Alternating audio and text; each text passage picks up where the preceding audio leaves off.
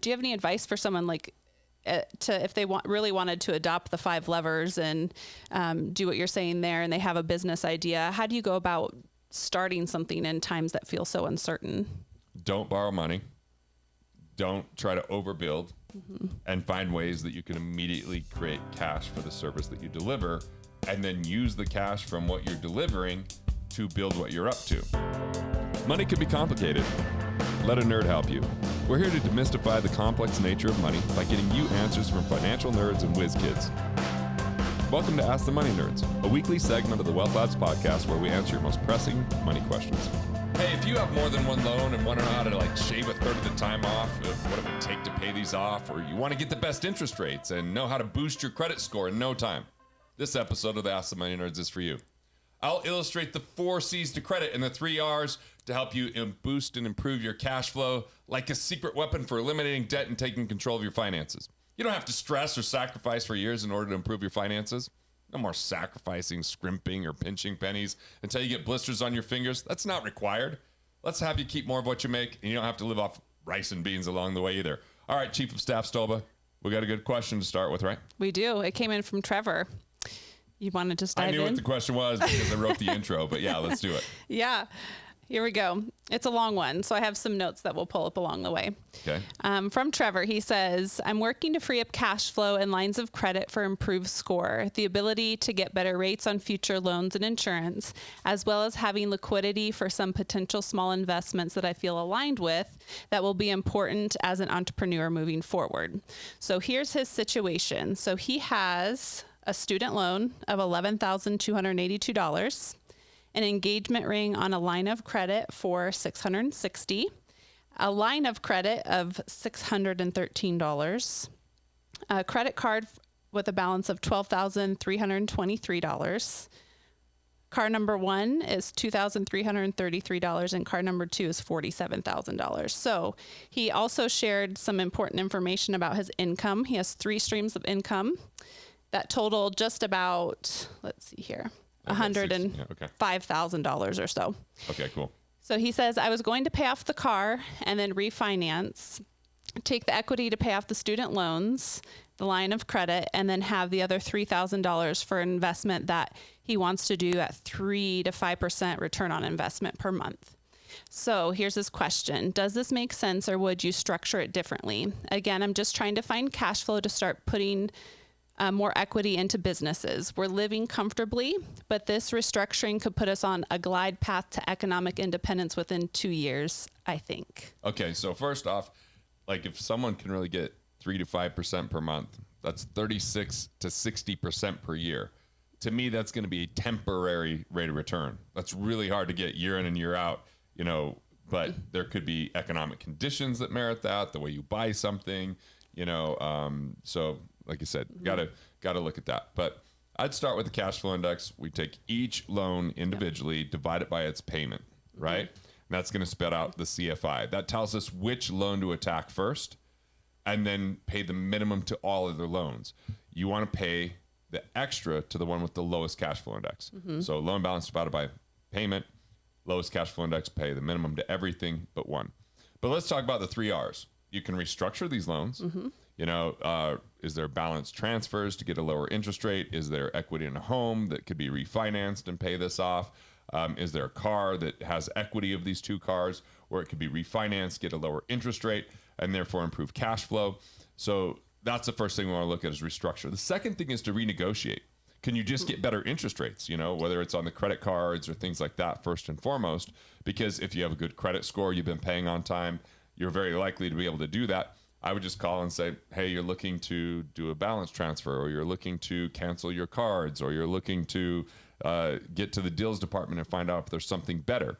In order to do that, it's important to improve your credit score. So the way to improve a credit score, simply we want to look and see, are there any errors? You can debate up to 3 at a time. Is it a misspelled name? Is it a credit card that's not yours? Is it late that wasn't really accurate? You just want to look for those errors. Look at utilization rate, which is how much have you borrowed versus how much is available on the lines of credit and the credit cards. That's utilization rate. If it's under 30% or maybe even 20%, that's a great situation. When it gets above that, it can start to lower your credit score.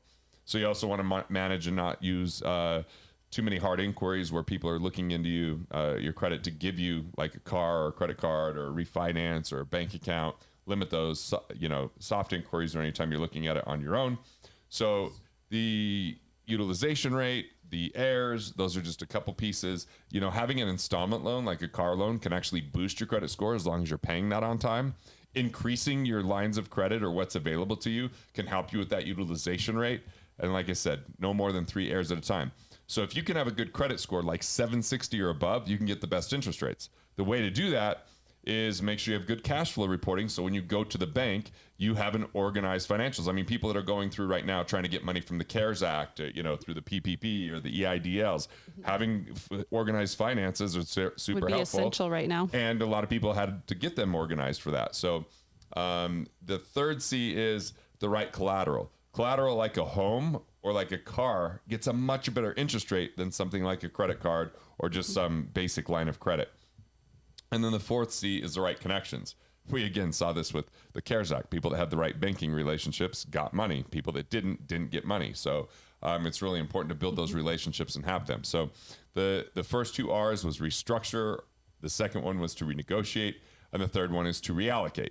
Now, if he truly can get 3 to 5%, I wouldn't be taking any of that capital to pay down loans that are, doing less than that.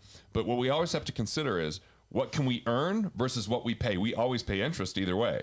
You either forfeit the right to earn interest if you pay cash and pay something off, or you pay the bank interest if you borrow from them. If you're getting 3% and you're paying 0.5% per month or less, you're going to be further ahead by being an investor. The question is, how certain is that? How are you managing your risk? Is there a time where that could go away because of market conditions or economies or things like that? So I've covered quite a bit. I'll breathe and let you ask some more questions here. Okay.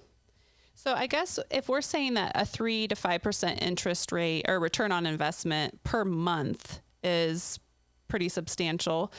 Yes, I know it depends on the business and what you're doing. Businesses might do it. You might be able to do it with like bridge financing or hard money loans temporarily because of points that you charge. Some people think they can do it through options trading. I haven't really seen that be a sustainable thing that people can do. Maybe they buy real estate right, or they do a fix and flip, and maybe that's something, or they launch a program or a product like with intellectual property. Those types of returns can exist, but I always feel like they're temporary, because if they were to work for 30 years, think about how much money if you just got 5% a month for 30 years, it would be in the trillions of dollars. It's, if we're talking compound interest and exponential growth. So I'm not saying that it's impossible short term. I'm just saying it's improbable long term. Yeah. So, and it might just be good for Trevor to look into those numbers before he decides to invest fully in that. So what would a typical maybe investment or business do over a period of time if 3 to 5% is high? Well, I mean, small business can definitely get that kind of return temporarily. Yeah. But if we're looking at traditional investments, I mean, the stock market never does that. Yeah. I mean, it might have really small bursts where it has a big run up, but for a given year, a massive return would be half of that at best for a given year. Wow. Okay. Right. Bonds aren't doing that by any means, Tax liens, maybe some people could do that if they understand them and navigate them really well. Maybe hedge funds can do that sometimes, but once again, are they going to get that year in and year out? We're talking about the best investors in the world. At the best, maybe getting a 10-year run of 30%, and then still having years where they lose a massive amount. So I think we have to be really realistic with that, but not discouraging. Just be thinking about the downside protection. Now, being able to be economically independent in 2 years, that's possible. We've seen it happen. But really, there's this formula, and it's the 5 levers. The 5 key factors in the methodology to economic independence is, number 1, recovering cash. So that might be using the 3 R's to restructure, refinance, or reallocate. Reallocation is taking money that was underperforming to pay off higher interest rate loans and freeing up cash flow, right? So the first lever was to recover cash, boost the bottom line, maybe save on tax. There's a lot of opportunity to save on tax for people right now with the new IRS notices. The second thing would be restructure, refinance, renegotiate, reallocate, what we talked about with interest. The third one would be find hidden fees, commissions, protect your downside with your investments. The fourth one would be find out if there's duplicate coverages or costs with your insurance and redesign that so you're keeping more of what you make. But boosting the bottom line, recovering cash, that's the first lever. The second lever is to engineer wealth. to create economic independence, we have to know what is our monthly expenses, and then reverse engineer and say, do you have your foundation set so there's nothing slipping through the cracks? Do you have safety and stability and sustainability to keep that going for a long period of time? And then finally, where can you focus on growth where you're kicking off more cash flow, which takes us to the third lever. Most people are stuck in this paradigm that they're just accumulating. They're setting money aside. They're waiting for 30 years. They hope that it all works out, and it hasn't been working out for people. It's time to become a cash flow investor, accelerate investment income, turn anything that's stagnant, that's not producing revenue, and reallocate that to produce revenue for you. And then the fourth thing is, if you're willing to be a business owner, a small business owner, a independent contractor, scale your business revenue. What can you do that have small tweaks that make major impact, right? Which is, how do you reach more people, or how do you more deeply impact the people you're currently reaching, and really invest in yourself and in your ability to create value. And then the fifth thing is to make it count.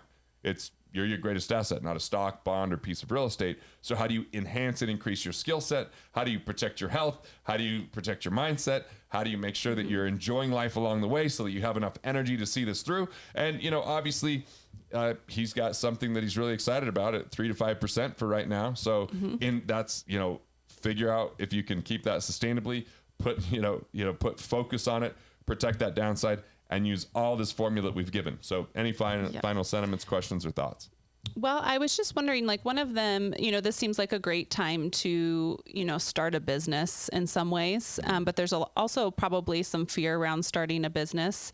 Do you have any advice for someone if they really wanted to adopt the 5 levers and do what you're saying there, and they have a business idea? How do you go about starting something in times that feel so uncertain? Don't borrow money. Don't try to overbuild, and find ways that you can immediately create cash for the service that you deliver, and then use the cash from what you're delivering to build what you're up to. So I was just talking to someone that was like, I don't want to, I want to start this podcast, and I want to, have this 90-day course, but I don't really want to do one-on-one coaching. I'm like, yeah, but you're good at it. So you might do one-on-one coaching now to make that money to build the 90-day program and to be able to market the podcast. So I would say look for your profitability right up front. As my friend Rich Christensen says, you dance in a tutu if that's what it takes to get to cash flow. Now's not the time to borrow money, the time to speculate, the time to go build a bunch of infrastructure. You find what's valuable and you start being profitable with that from day one. Yeah, that's good advice. Before we wrap up this episode, I think it would be good for us just to, I'm going to write these down so they can see them. We'll write down the 3 R's and the 4 C's. Okay, so the 3 R's, restructure, right?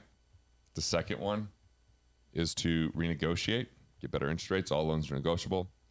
And the third one is to reallocate. Do you have any underperforming assets that you could use to pay off higher interest rate loans? Like right now, you can get up to $100,000 out of your retirement plan without the 10% penalty. The 4 C's are good credit score, and these 4 C's help you get best interest rates.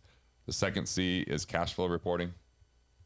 The third C is the right collateral, right? That's going to get you better interest rate. And the fourth C is the right connections, so that you're connected to the right types of institutions that can give you the best opportunity. So you're seeing if I'm testing you on, it's connections on number 4. Connections, okay. Right? So, and then the 5 levers. The 5 levers are, number 1, recover cash. It's not about budgeting and scrimping and saving and sacrificing and delaying and deferring and coupon clipping. It's about being more efficient. So how do you keep more of what you make with some financial savvy and intelligence? Subscribe to the channel. Number 2, engineer wealth. What is the amount that is required to be paid on a monthly basis to cover your expenses? How do you start creating cash flow to meet that? Number 3, accelerate investment income. Turn everything that's stagnant or accumulating or not kicking off cash flow into a cash flow type of investment so it can help to build economic independence. 4th, scale business revenue. What can you do to invest in yourself, to expose your abilities, to create more value out there in the marketplace, to have a business that you can start to bring people along so that you can continue to specialize in what you do best. And then the 5th thing is to make it count. Relax, rejuvenate, have some recreation, do the things that you really revive you and rethink and reimagine and re-engineer what we're up to in this kind of a crazy 2020 economy. All right. Sounds great. I think number 5 is very important. All right. We covered quite a bit today, right? We talked about cash flow index. We talked about the 3 R's, the 4 C's, the 5 levers. And ultimately, You know, if you can outperform with investing, maybe that's the right thing to do. If your loans are out, you know, costing you more than you can perform, maybe it's the best thing to pay those off. And, you know, it's just really about cash flow, and economic independence is an absolute game changer. So you know how to turn your thoughts into profits and build the life you love.